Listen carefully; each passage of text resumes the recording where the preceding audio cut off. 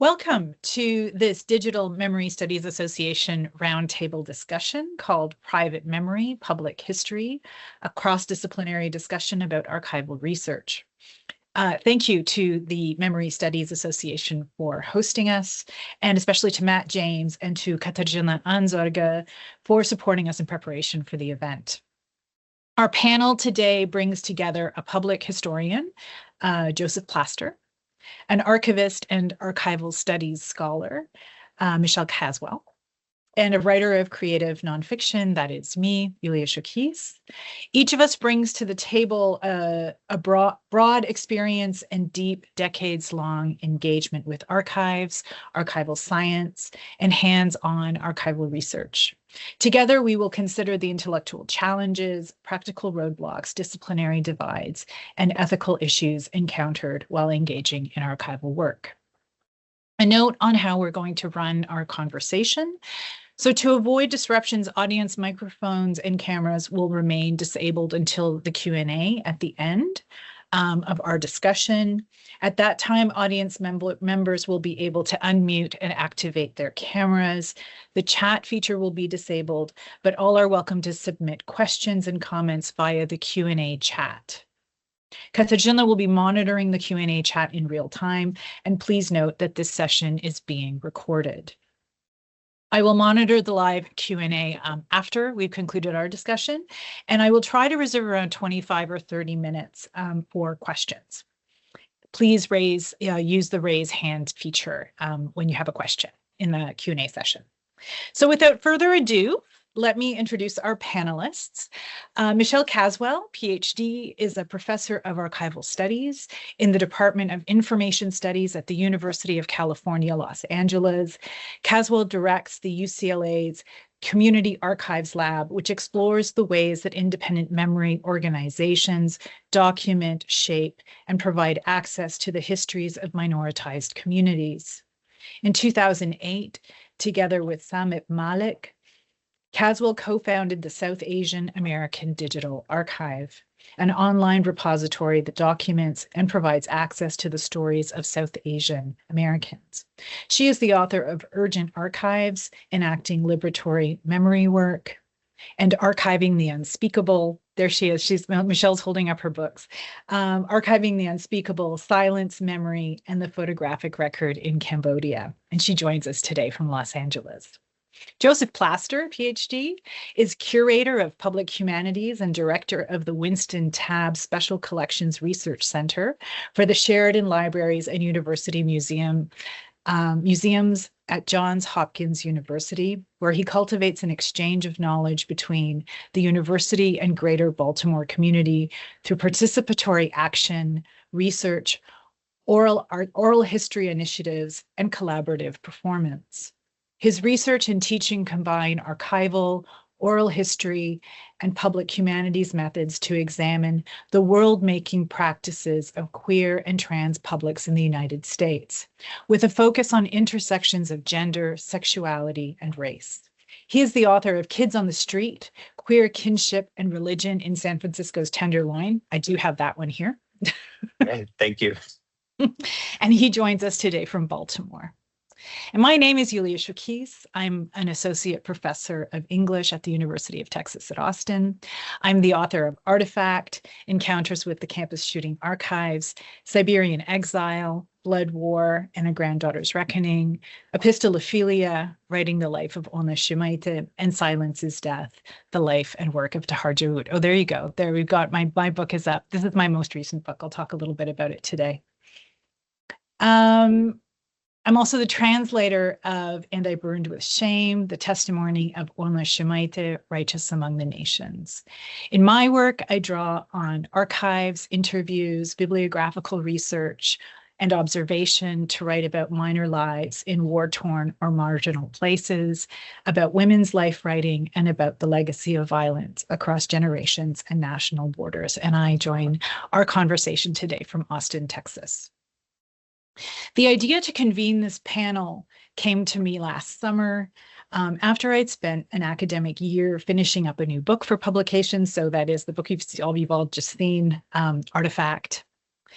And I was and also while I was teaching a newly invented graduate seminar called Archival Research Methods for Creative Thinkers here at UT's incredible Harry Ransom Center. And the idea was also influenced by a trip I took to Malmö, Sweden, for my first regional memory studies conference. Michelle and Joseph both accompanied me, my thinking, and my teaching that year, if unknowingly. So both Michelle's book, Archiving the Unspeakable, and her article, The Archive is Not an Archives, which is this article here, and you can find it, it's open source online. Both of these texts of Michelle's found a place on my graduate syllabus and in turn became a touchstone for me and for several of my students, some of whom I know are here today. As for Joseph, I discovered him at the MSA conference in Sweden, where he gave an astonishing keynote address that described his joyful, creative, and fearless work, both for his book, Kids on the Street, and for the Peabody Project, an event that brought an archives-themed RuPaul Drag Race style event into the Peabody Library. And witnessing my students' delight and near disbelief as they watched filmed clips of the event was amongst my greatest pleasures last spring. And so, Joseph and Michelle, welcome. I'm thrilled we're doing this, so let's begin. So first, I'm going to have both of you talk a little bit. I'd like you to tell us about your work, your books and your other research, your experience with archives. How did you start working with archives? Are you trained, self-taught, or a little of both? I'll invite Michelle to start. Thank you so much for that introduction. I'm delighted to be here. I'm trained as an archivist, so I have a Master's of Library and Information Studies degree, and I came to the field really circuitously. So I also have a master's degree in world religions from Harvard Divinity School. And when I finished that degree, people asked me, well, what are you going to do with that degree? And I was like, I'm just going to kick ass. I didn't really think about what is the career path, what does one do with a master's degree in world religions.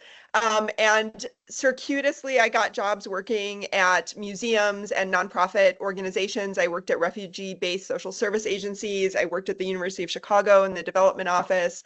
And the only person that I knew who was happy with their career choices, this is when I was in my late 20s, was my friend Emily Durbinski, who is the most recent past president of the American Library Association.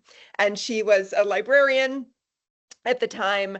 And I thought, well, that sounds interesting. She seems pretty happy with that career choice. Let me check out the MLIS program.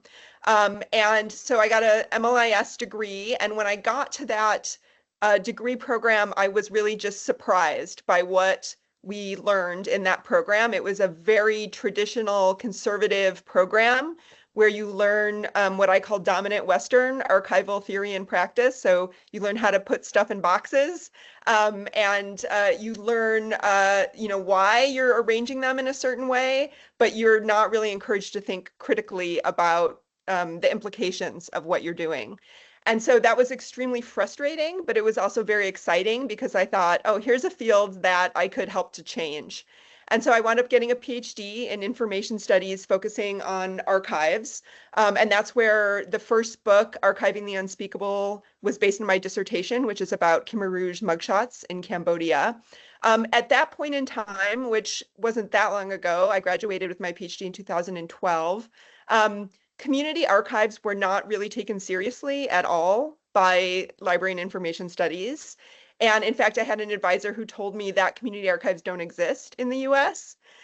So even though I was at that time also working with Samit Malik to start the South Asian American Digital Archive, it was not possible really for me to do a dissertation about local community-based archives in the US.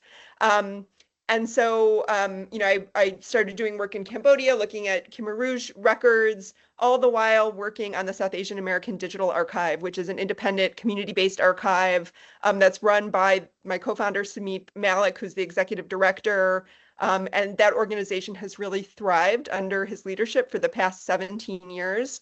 And that organization documents the history of immigrants from India, Pakistan, Bangladesh, Nepal, Sri Lanka, and secondary South Asian diaspora communities around the globe. During my day job, I'm a professor at UCLA, so my business card says professor. I've actually never had a business card that said archivist. I'm primarily a professor of archival studies. I train students to become archivists. I do research in archives, and I also do a lot of kind of volunteer work for SADA and other community-based archives, digitizing collections. So I'm trained as an archivist. I am an archivist, but it's not my primary position. And I'll stop there, and I want to hear from Joseph. Fantastic. Joseph. Sure. I have a completely different but intersecting path. I am self-taught as an archival scholar. I went to Oberlin College for undergrad. It was like a hotbed of liberalism, radicalism.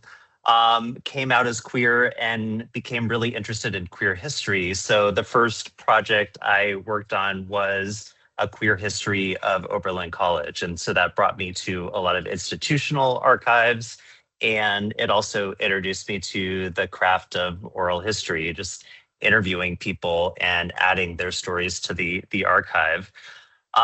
But I didn't really get my start until the early 2000s when I moved to San Francisco and started really volunteering at the GLBT Historical Society, which at the time was a grassroots queer archive and museum. It's professionalized a little bit since then. But at the time, I think they broke a lot of archival rules. And maybe those are the rules of the dominant Western practice that Michelle is talking about.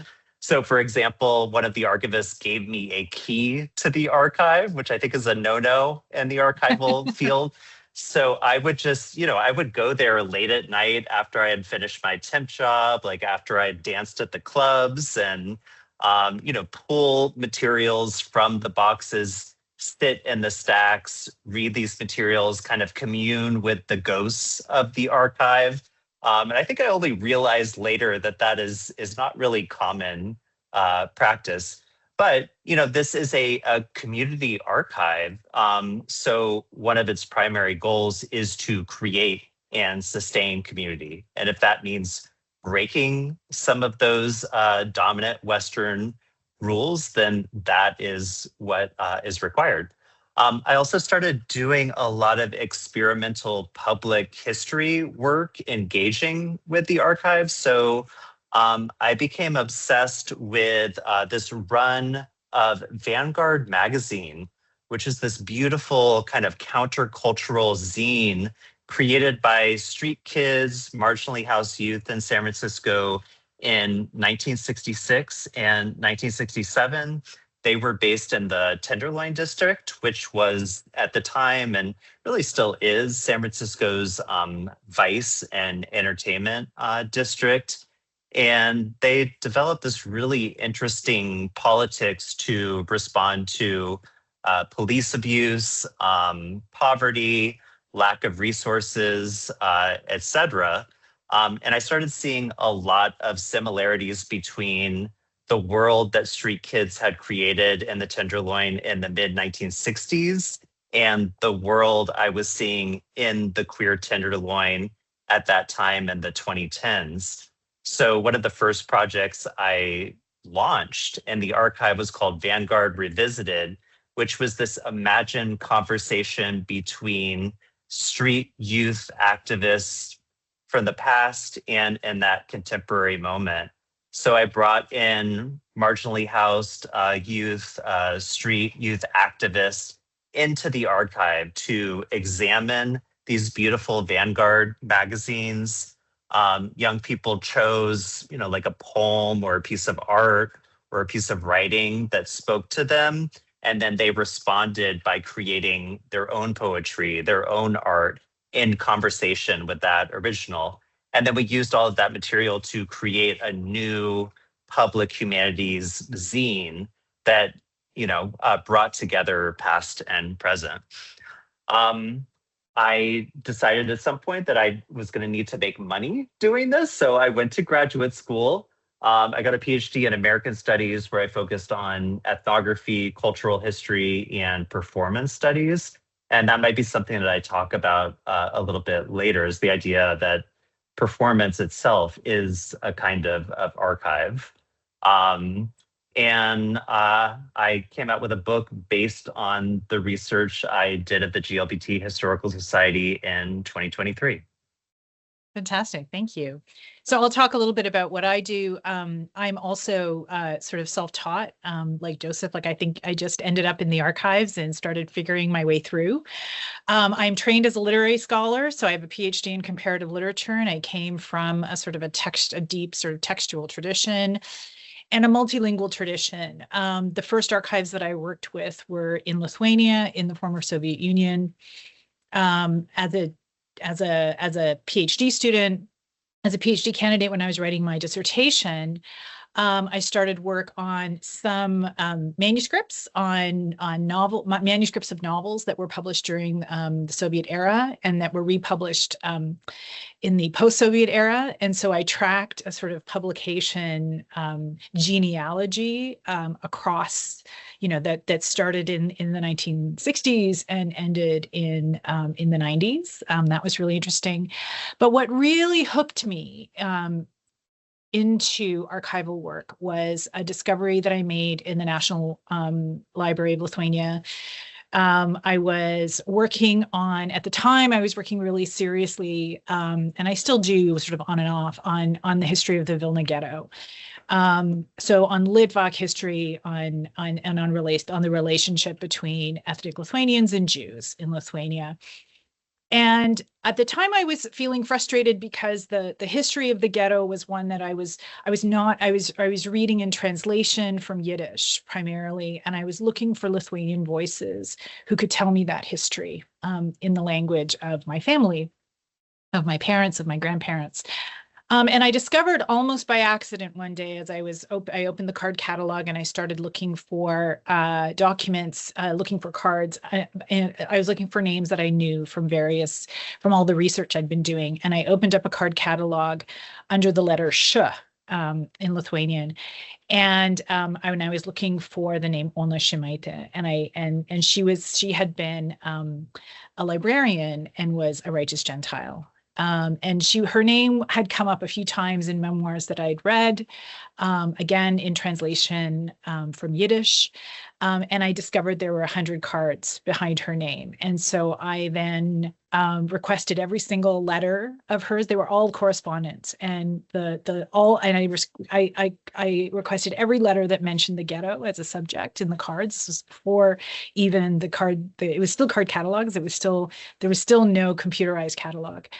And then I sat for hours and days with these letters, and I just fell in love both with her and with correspondence, with reading manuscripts, and with intimate work in the archives. So that's how I started. And then sort of here I am more than 20 years later. And everything I've ever published, essentially, not everything, but every single book I've published is somehow engaged with the archives. So that's my story. And now I teach in an English department, which is a whole other story. But yeah, archives.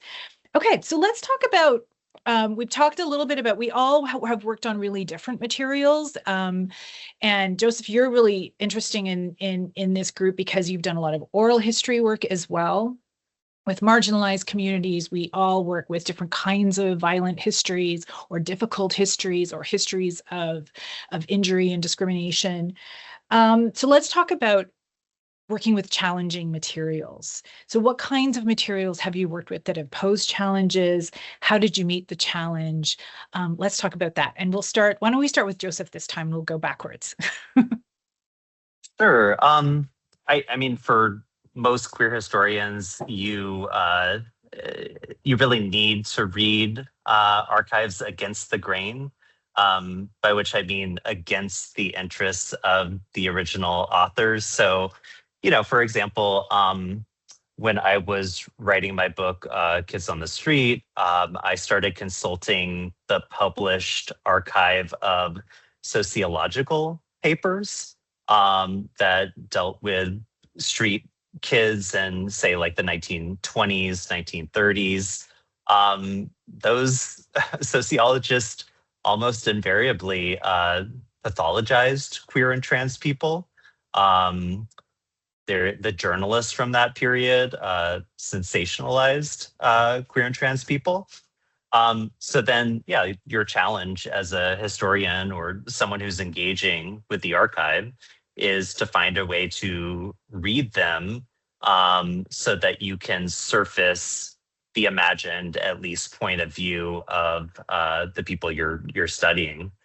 I often teach articles from the Baltimore Afro-American newspaper about these lavish drag balls that were staged in Baltimore in the 1920s and 1930s. And I bring them into my courses.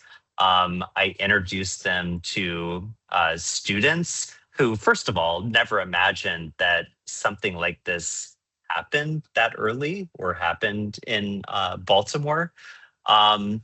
But they need some kind of training in order to understand how to approach these documents that, it often includes a lot of damaging language, often includes language that they're not comfortable with.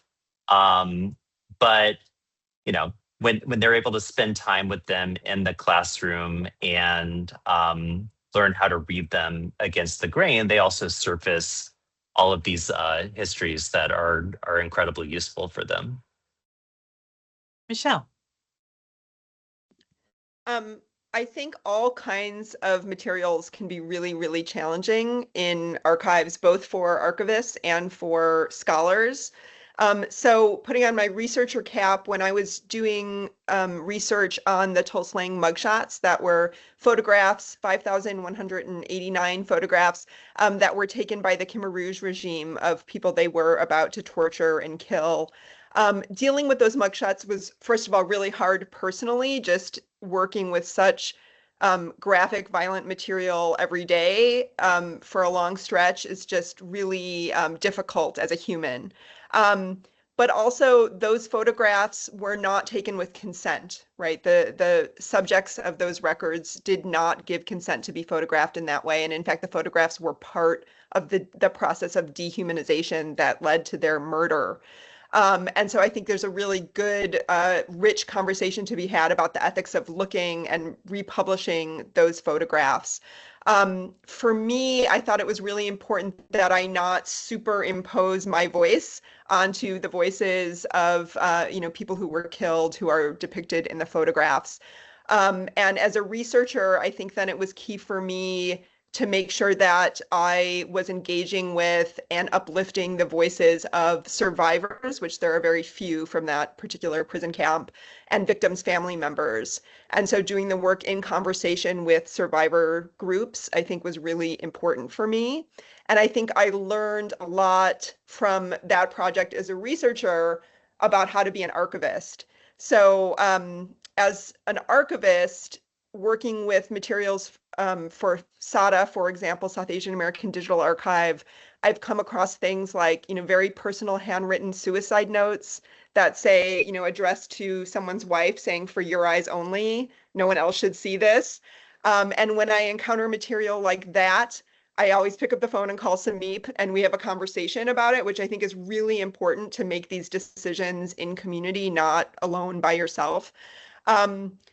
And at the end, it's often just like trusting your ethical gut of like what feels right. And in that case, what felt right was not putting the suicide note online with the rest of the materials, even if that person's granddaughter said, "Oh, it's been 100 years, you can digitize it and put it online," deciding not to do that because I also think that when you're an archivist, you enter into a relationship with the creators of the records, even if you've never met them, even if they're long dead.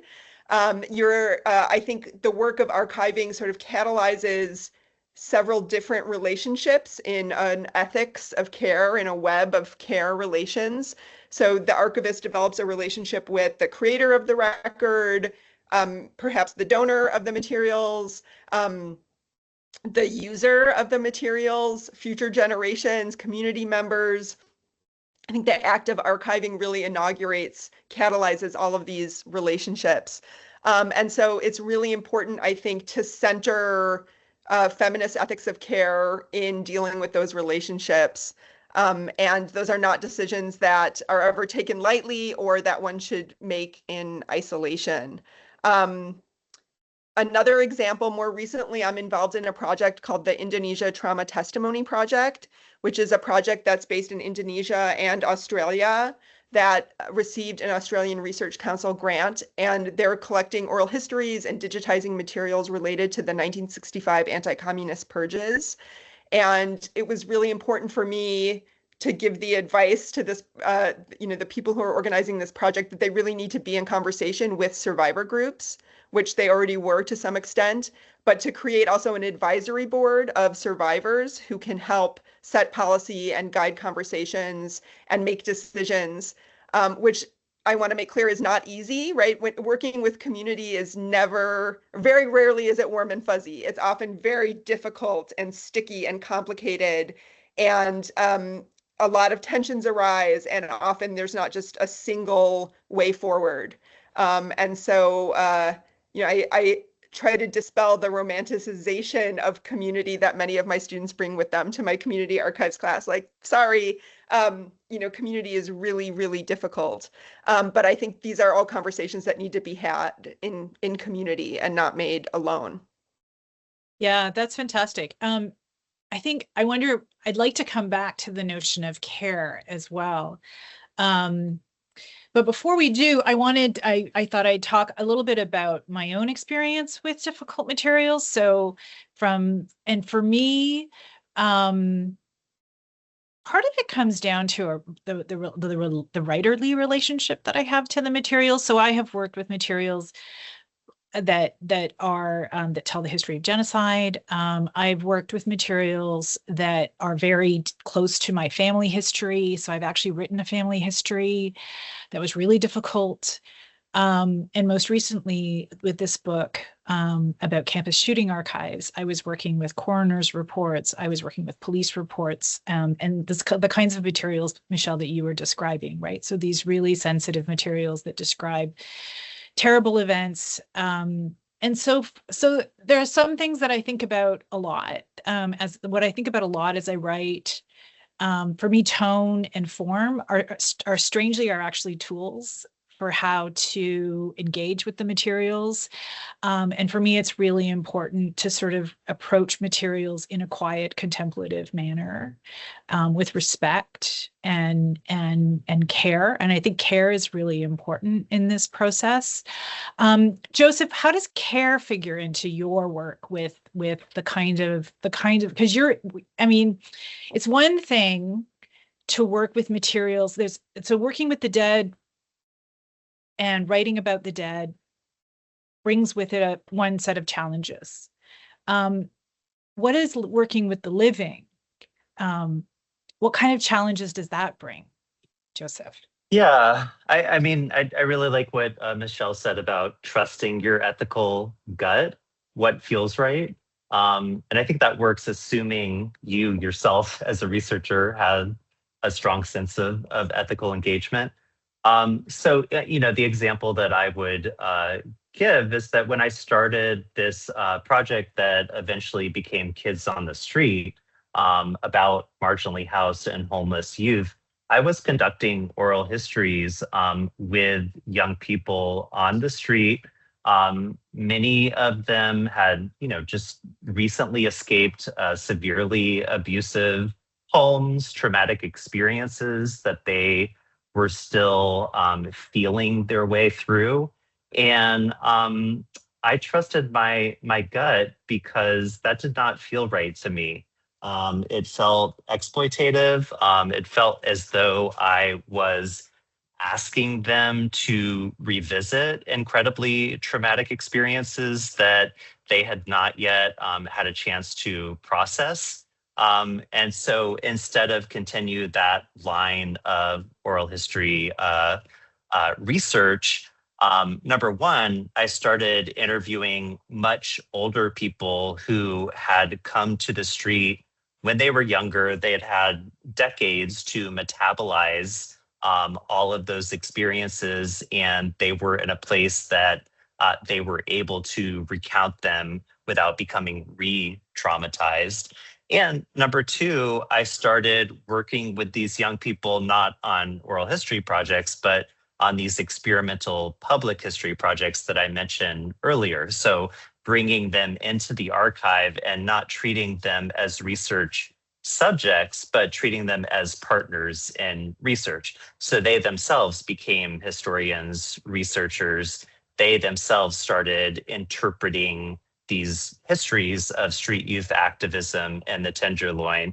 And, I think in the process, they were able to confront a lot of what they were experiencing, both in their personal lives, but also their collective political lives.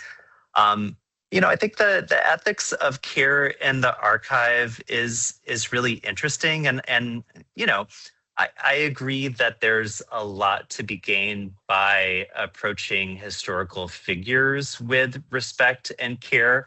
But we also know that we encounter people in the archive that we don't like, that we don't necessarily want to treat with care. And then that becomes an ethical question too, is like, okay, how do we represent with nuance and precision these characters in the archive who may have exploited other people, So I love this idea of care, but I think sometimes it needs to be unpacked a little bit. Yeah, I love that. I think we're going to talk a little bit. We'll talk a little bit about propaganda and lies, I think, next. But before we do that, let's talk about, both of you have alluded to sort of rules and rule breaking, and sort of practices that were handed down to you that for one reason or another you rejected or have started to change or question. Michelle, unpack a little bit about this this tradition that you were inaugurated into, and how your relationship to that tradition has changed. Yes. So dominant Western archival theory was really developed to respond to government bureaucratic records. And how do you deal with the increasing number of bureaucratic records that were going to a government-based archive from government agencies? And that theory that was developed in that particular context was then applied across the board to all kinds of records and all kinds of contexts in all different kinds of archives as a blunt instrument, where it did a lot of damage and continues to do a lot of damage. And this is at every level of archival theory and practice. So definition of what is a record, what is an archive, how do you make appraisal decisions? So appraisal is how archivists assign value, how they decide what to keep, and the flip side, what not to keep. How you decide what to digitize, how you describe those materials, what language you use, your access policies, every aspect of archival work in this dominant Western way was, again, really based in this very narrow context. And it does not apply writ large to all of the different kinds of contexts in which people keep records. And so I'll give you an example of that. Like when I was an MLIS student, our definition of records was very much tied to format and fixity. So, I had to memorize a definition that said that records were in a fixed medium that was going to remain unchanged. And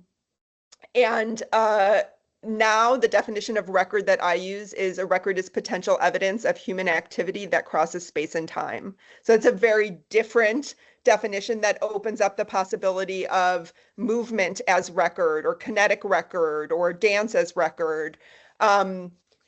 So the very basic definitions we were taught kind of no longer apply in the community context.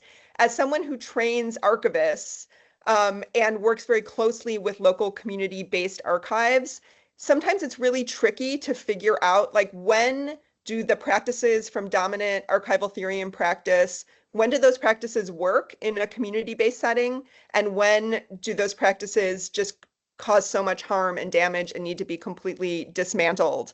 And those are very, the answers are very context dependent there.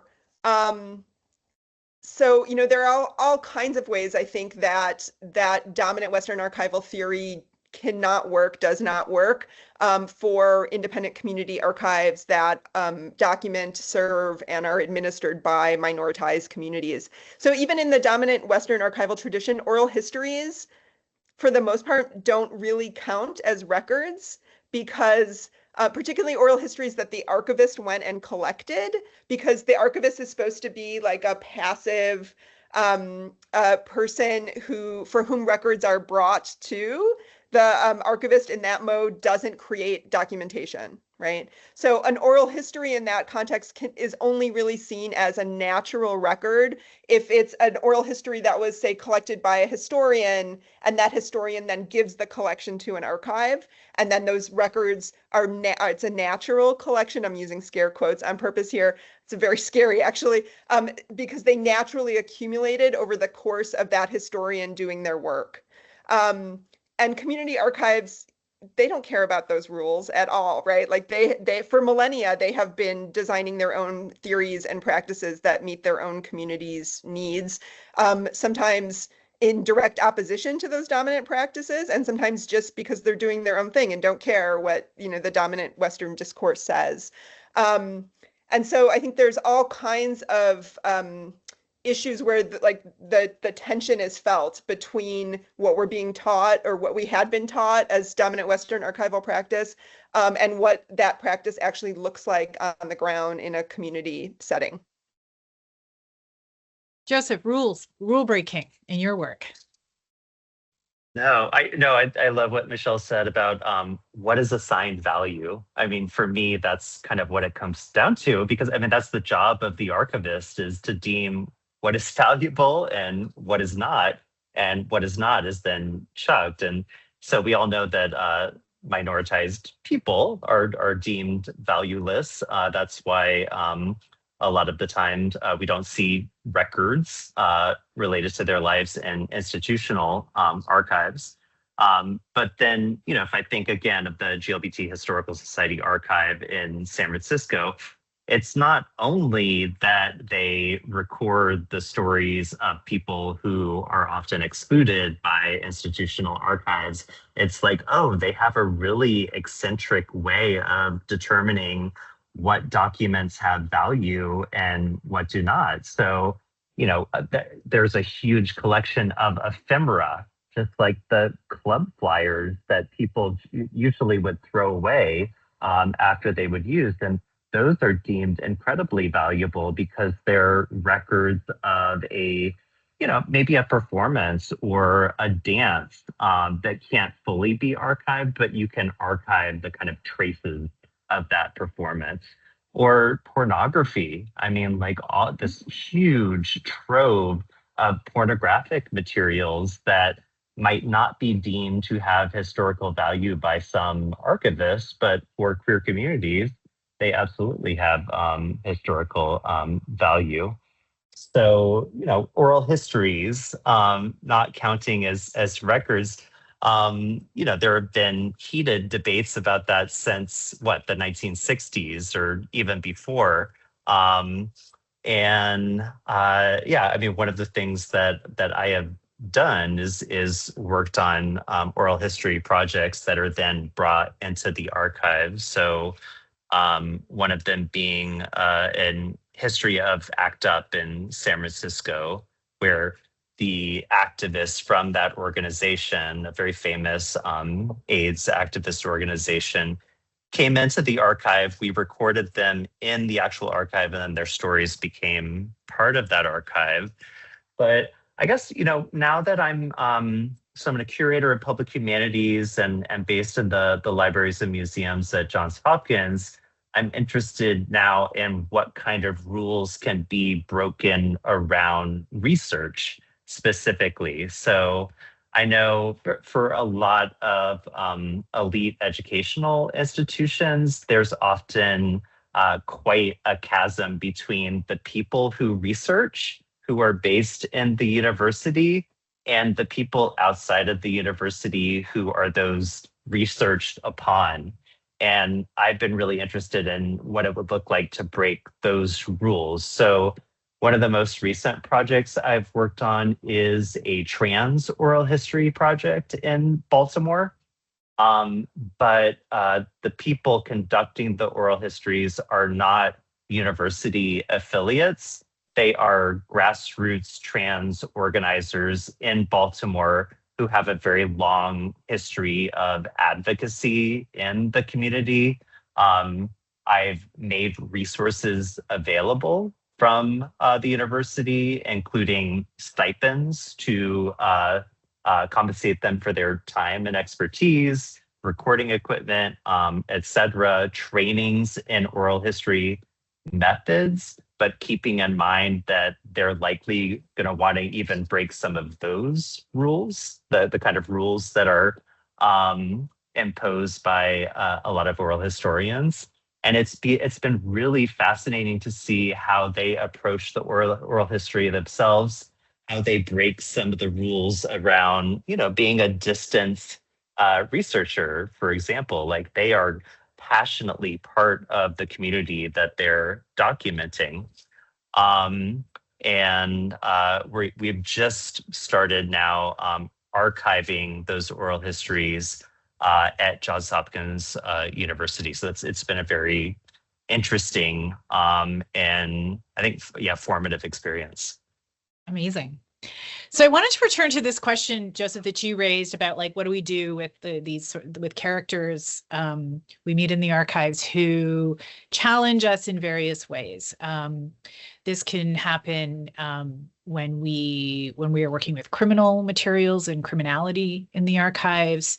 It's also a challenge when we discover there's a sort of temptation, I think, especially for beginning researchers, to look at the archives, to consider the archives to be evidence, and to believe that if it's in the archive, it must be true, which is not necessarily the case. In my case, for example, some of the archival work that I've done has been in former KGB archives. So I worked with materials that related to my family members. I requested the documents, my grandparents, my grandfather's KGB files. And in that file, I discovered an accusation against him, a war crimes accusation that was very specific. And it was, it blew my world upside down. It was incredibly emotionally and intellectually challenging to figure out what to do with this accusation. The accusation was that he had overseen a massacre of women and children during the Second World War, of Jewish women and children. And there was also an accusation that he had killed a border city's Jewish doctor. And that was the particular accusation that I had to dig into and figure out if it was true. And so it took me a lot of time and a lot of research to figure out that to disentangle the truth from the mistakes. Some of it is the archives we learn archives contain lies. They absolutely contain propaganda. There was absolutely propagandistic material in the materials that I consulted. There was truth, and there were lies. And so learning how to sort of to take the time and have the presence of mind, and for me, part of the challenge of archival work is the patience that it requires and the sort of equanimity that you have to give the materials enough time to figure out what's what in the archives. It's also really tempting to simply silence or ignore the things that are troublesome to what we think we want to tell. So talk a little bit about that. Have you come up against figures in the archives who posed a challenge to you in this way? Have you come across things that you had to untangle, where you had to disentangle truth and lies from propaganda or mistakes and that sort of thing, or silences that stumped you in the archives? Michelle.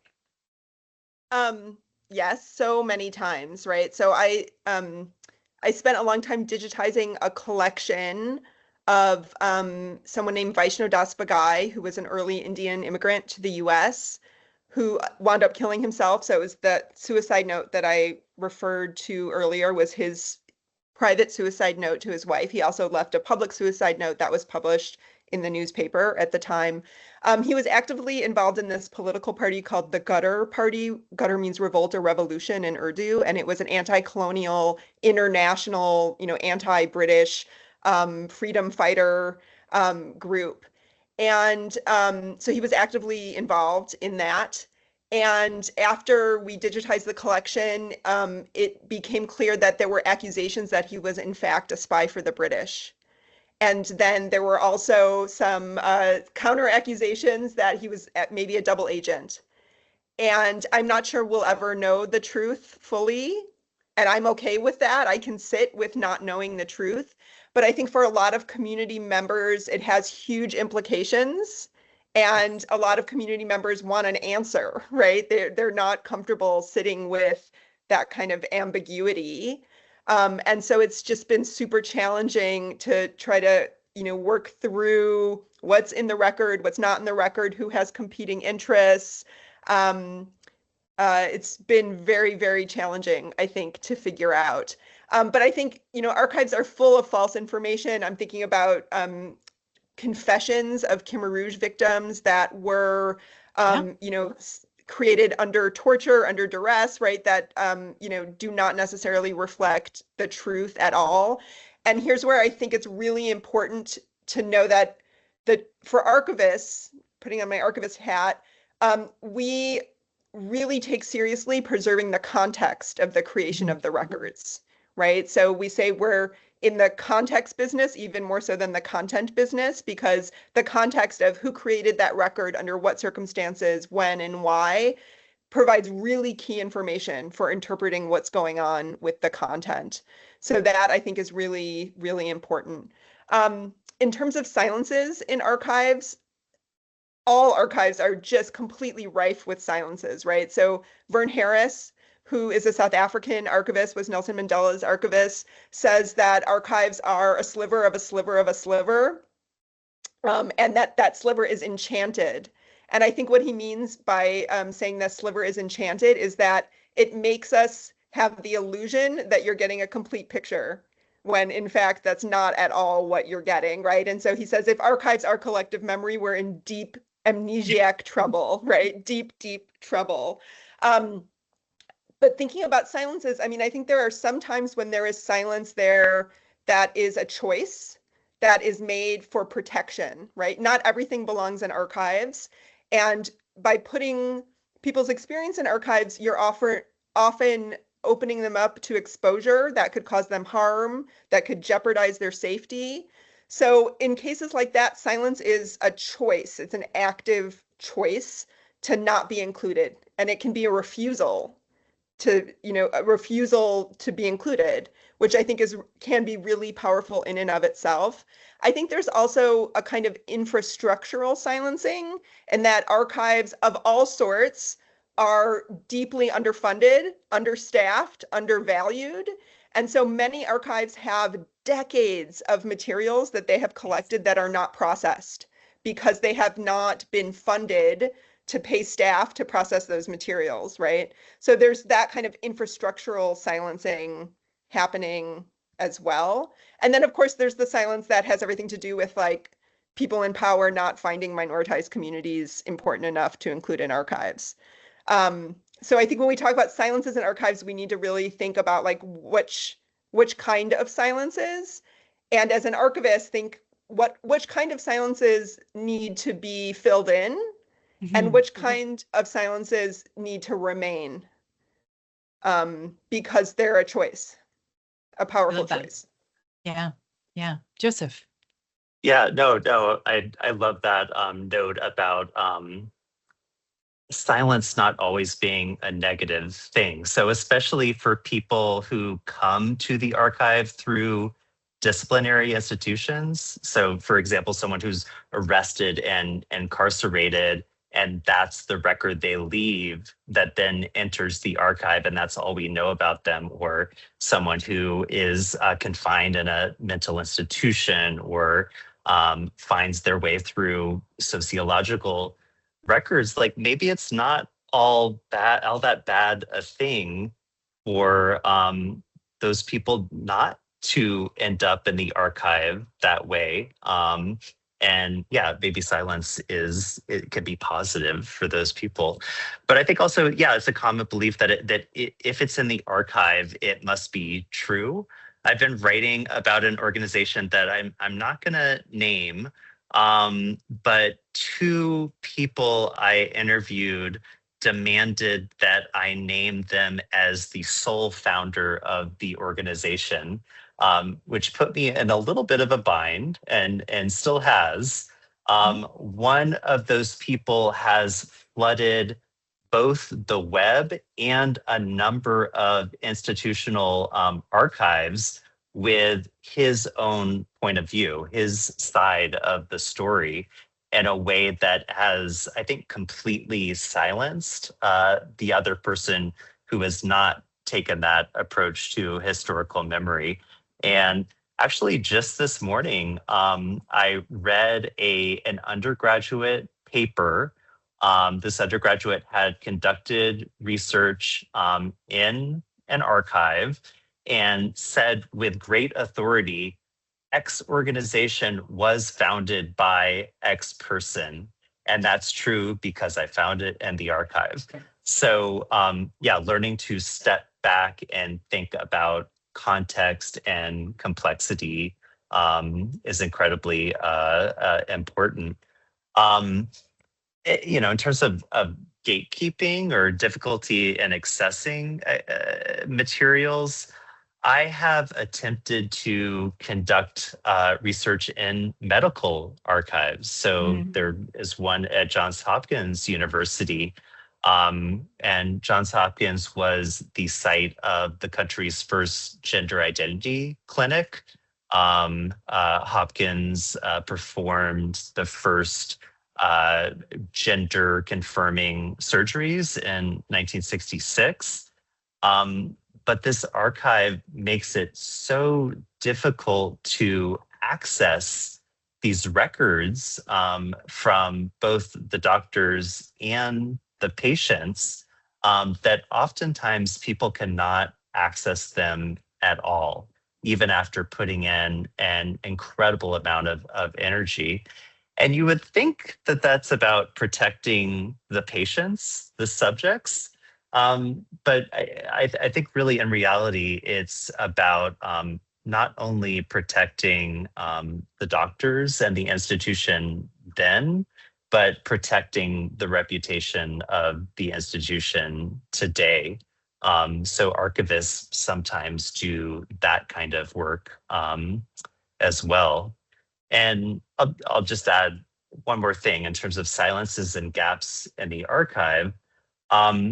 So I assumed when I started this work on marginally housed, homeless, queer youth, that I would find all of my archival material in gay and lesbian archives, that I would find it in the GLBT Historical Society. That did not end up being true. Even there are so many voices that are excluded. So in those archives, they tend to focus on housed or middle-class gay subjects. I had to go to church archives, to social service archives, to these sociological archives that are not explicitly marked as queer in order to write a queer history. Absolutely. I've had similar experiences where I've like chased a correspondence around the world, right? Where half a correspondence is in one country with one person's paper, usually the person who received the letter, and then the response is somewhere else in a you know, across the globe. So that notion that the sense of detective work that can actually be really thrilling, and I think is one of the really fun parts of archival work, is this kind of piecing together the picture. So on the one hand, you know, Michelle says like the archive only gives you a sliver, but on the other hand, what you can do is you can gather a bunch of slivers, and then you at least have something resembling like a wonky fragment of some sort. Unknowability, Michelle, I totally want to echo what you said about there are things that you just, there are contradictions and there are unknowable things in the archives that you will simply never be able to solve. And I think that one of the great challenges to us as researchers is to be okay with that. Right? The intellectual challenge is to sort of sit with that unknowability, to accept it, and to incorporate it into our practice in some way, whether it means artistically, whether it means intellectually, as part of our argument and a way of seeing the world. And I thought of one final way of thinking about silence. And so for those of you who don't know, here at the University of Texas, we have this archives, this collection, an institution called the Harry Ransom Center. And the Harry Ransom Center has an incredible collection of primarily literary documents. So it's an archives that collects the process of creativity. So they create writers' drafts and, you know, photography collections. They just acquired a huge Saturday Night Live collection, right? So like everything from the show and the history.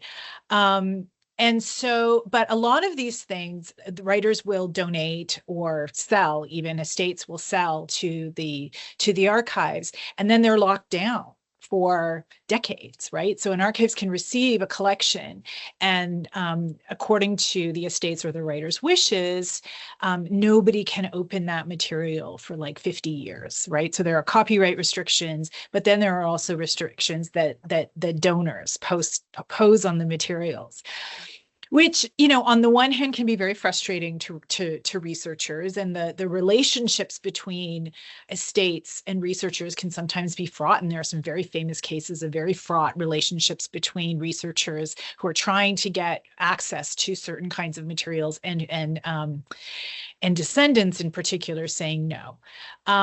But there's also a kind of like excitement around, you know, when the day comes when that material suddenly becomes available. And in New York, I think the New York Public Library has just made some Joan Didion materials available recently. And there's something really beautiful, I think, about that delay, about that sort of delayed gratification, that's sort of childlike, and it's a gift to the future, this kind of notion. Margaret Atwood has written this story that is like somewhere in some time capsule and that can't be opened for another, I don't know how many centuries.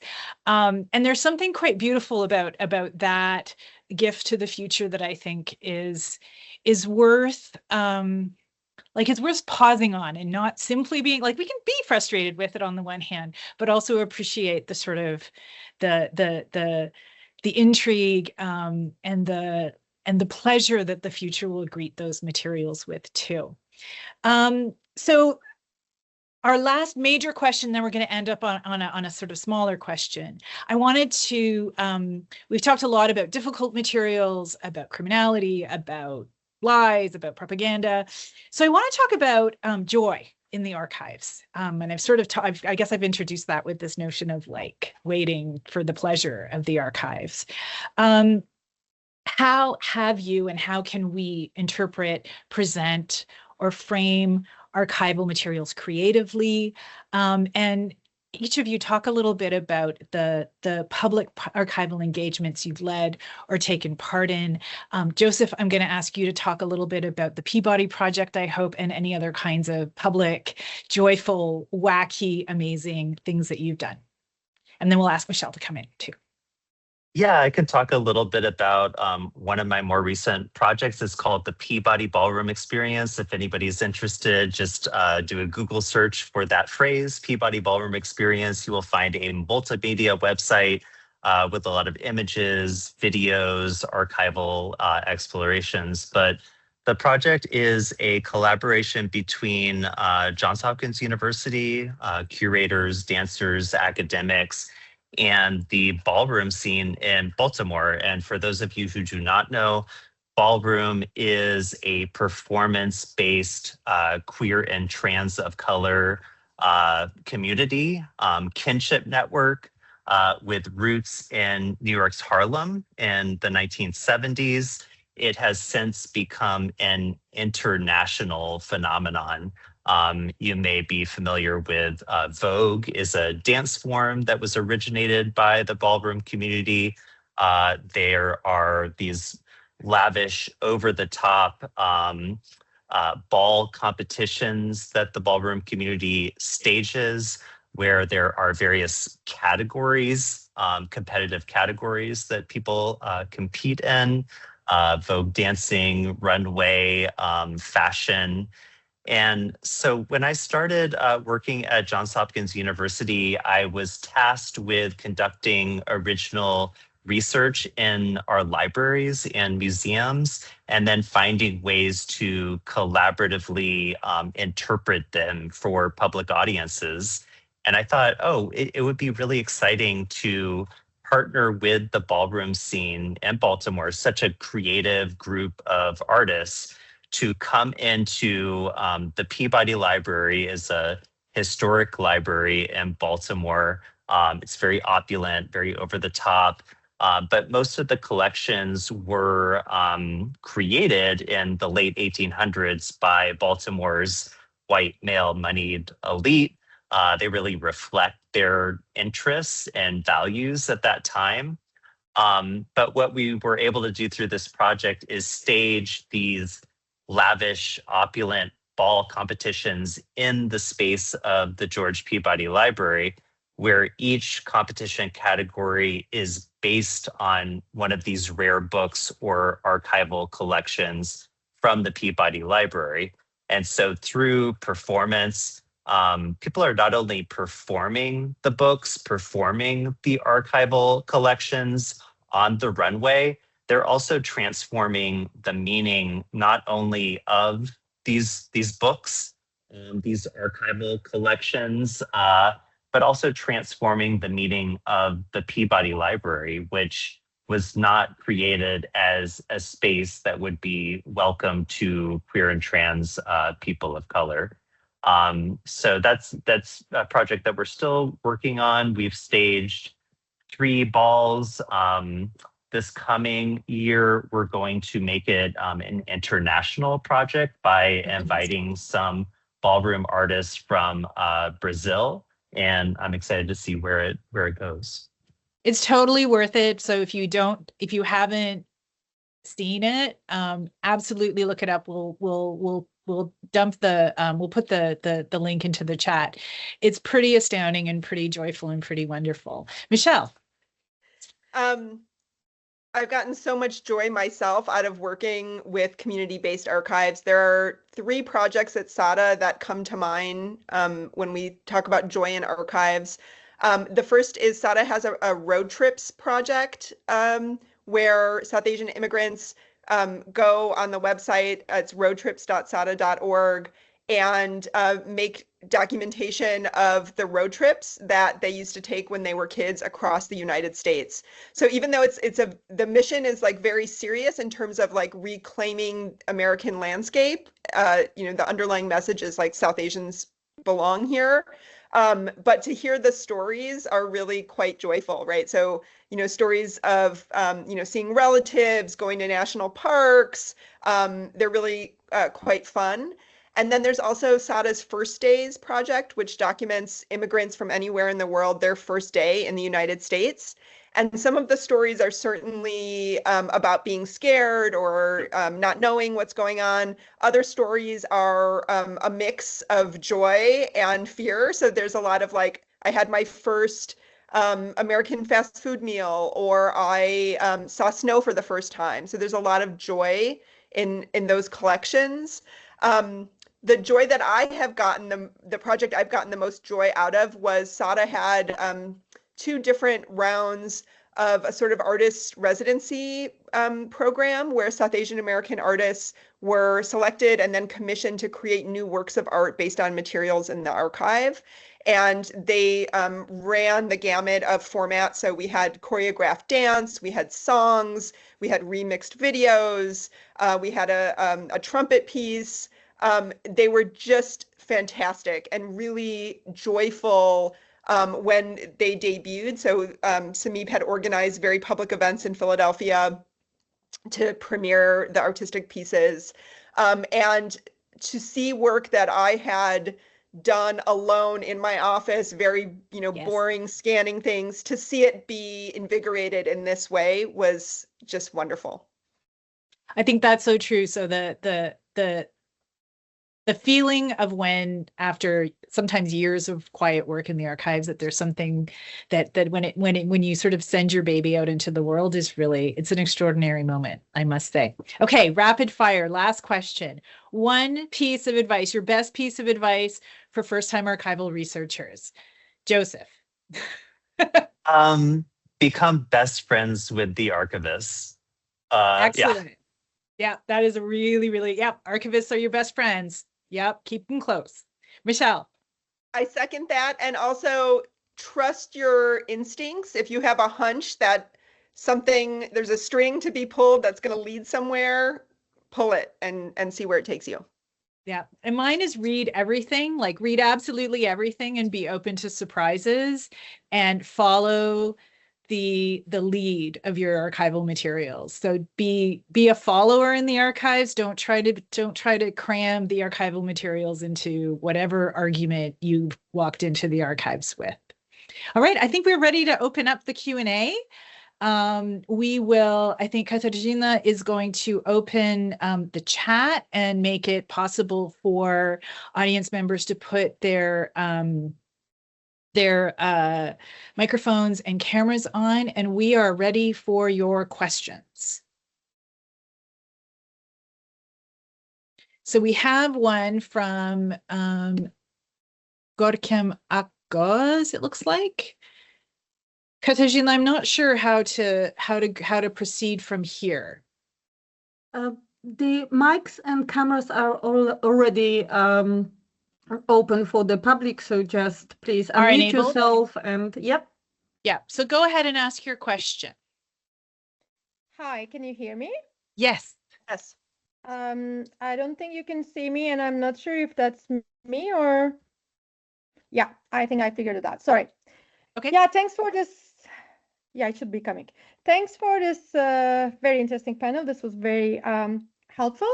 I'm a labor historian based in Berlin, and I regularly give workshops on archival methods. And I just finished one last week, in fact. So my question is a pedagogical one, which came up very recently, a challenge. You spoke about the crucial concept of slowness and having to give materials enough time. Mm-hmm. Deeply with much of the reading that I share with my students on the traditional artisanal character of archival research. But then my students, being PhD students now, the pedagogical challenge has been that how do we as instructors translate the virtue of the slowness, that artisanal character of what we do in the archives, to a generation who work a lot with digital archives. Mm-hmm. And their experience, I have been told, is one of, I haven't done much myself in the digital archives. I've done a lot of work in dark archives, so uncatalogued material. Mm-hmm. So it was especially slow for me. And I've been hearing stories from them when they have like instantaneous retrieval, thousands of pages downloaded in one click sort of thing. And it seems to create an impatience with this kind of artisanal processing of the material. And I often try to make a distinction between this fast retrieval and slow process. Mm-hmm. But I am not always sure if it has much explanatory value for them, especially at the beginning of their archival research before they write, let's say. So do you have any advice on how we can make the value of this slowness a bit more tangible for them when the physical friction of the archive is gone? So I'll talk a little bit about this, and I'm sure my panelists will have some insights as well. I've approached pedagogy in the archives a couple of different ways. So the very first time I went into the archives. So one of the things, the biggest danger, and I think what you're describing, I would describe what you're describing a little bit differently. I would say that the danger is one of overwhelm, like there's too much.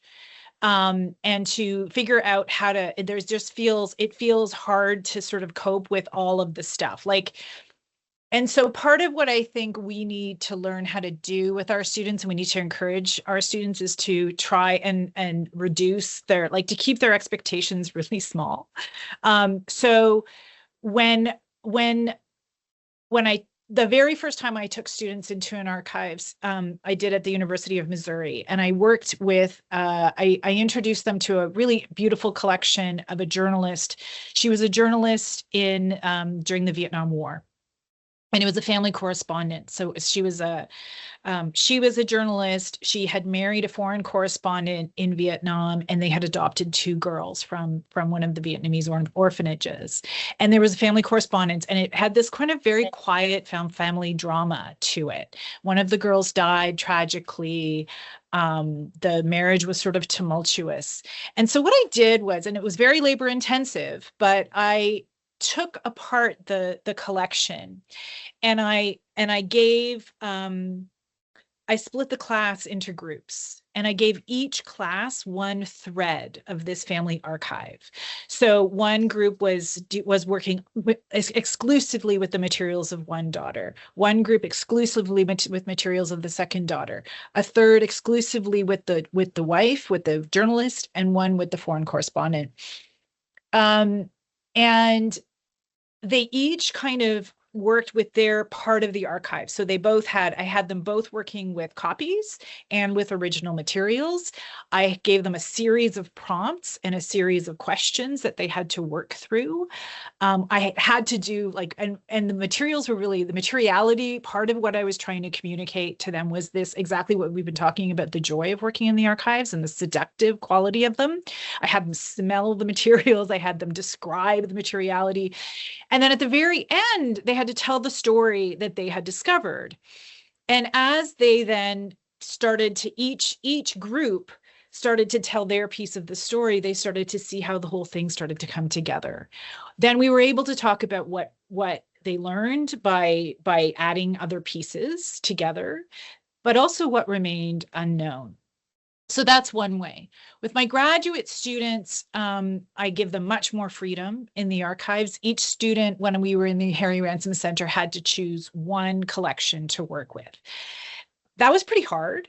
So part of what I do this through repetition and through returning to the archives. I split my seminar, which was a 3-hour seminar, in 2 every week.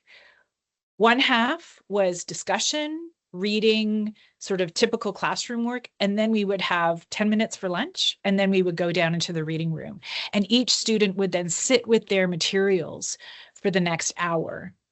And I think what they learn simply through the return to the materials continually, is they forge a relationship with those materials, and they start to understand both how much you can do with a very small piece of a collection, and how the sorts of challenges that the collection then poses to you, and that the answer isn't in fast retrieval.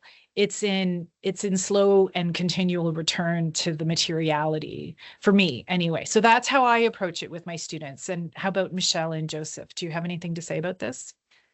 Well, I would say here's where archival description or metadata is really important in helping students understand the context of what a digital record is, because without that context, they're not getting any sense of what they're looking at, right? And the experience is not mediated by an archivist or a faculty member. It's just, click, download, what am I looking at? And so I think it's really important from the archivist perspective to have good detailed metadata that helps viewers or users understand what they're looking at, understand who created it, when, the context of the creation, but also how it's related to other materials in the same collection. So, what's before it in the folder and what's after it in the folder, which can be very hard to do online. Those, archival descriptions take, particularly at the item level, take an extreme amount of labor, and most archives are just not able to describe things, digital records at the item level. But I think it's important for them to sort of know what they're looking at, to be able to understand the context of the creation of that record, even if they're doing it by themselves on a computer screen from home. And that can be really challenging. But I also think that digital records can be very powerful. So SADA, South Asian American Digital Archive, is digital only. So going back to that question about what rules did you break, that's like the first rule we broke, was that we don't accept physical custody of materials. We borrow materials, we scan them, and then we return them and make digital copies accessible online. So even in an online environment, right, when I've interviewed users of SADA, South Asian American users in particular, someone told me, a South Asian American historian said when she first saw SADA, it was like suddenly discovering herself existing, right? So like there's still this potential for a sense of self-recognition and value, and what I call representational belonging, even if it's a digital record, and you can't smell it, in the same way that you could smell it in an in-person repository. Joseph. Yeah, I'll be really brief and just second your point that we should ask students to return to the materiality of the archival materials and think about what is different, what makes an archival document or piece of material culture different when you're able to touch it and interact with it. A really quick pitch for an essay I've assigned before. It's called Dances with Things, Material Culture and the Performance of Race by Robin Bernstein. And it is a completely fascinating essay about what she calls scriptive things. So she writes an essay about her engagement with these historical children's books. And she is able to deduce information about their historical specificity because she is engaging with them with her body. So I think that's something that I highlight. I think, because I focus on public humanities, public humanists have a bit of a different relationship to the archive. They're really interested in activating these materials in a way that goes beyond, a thesis or a book. So just recently, I launched an artist in residence program based in the archives at Hopkins, and they're designed to give artists in Baltimore time to engage with the materials as though, I don't know, they're like paints. So one artist who is a Black woman decided to engage with materials in the archive that center Black women. She ultimately decided to scan a lot of images, to print them on fabric, and then she used the fabric to create a dress that she then wore as part of a performance, right? So like activating those lineages of Black women in a way that I'm not sure that you could do without actually being in the analog archive and engaging with it in specific, effective ways. Yeah. Thanks. Other questions?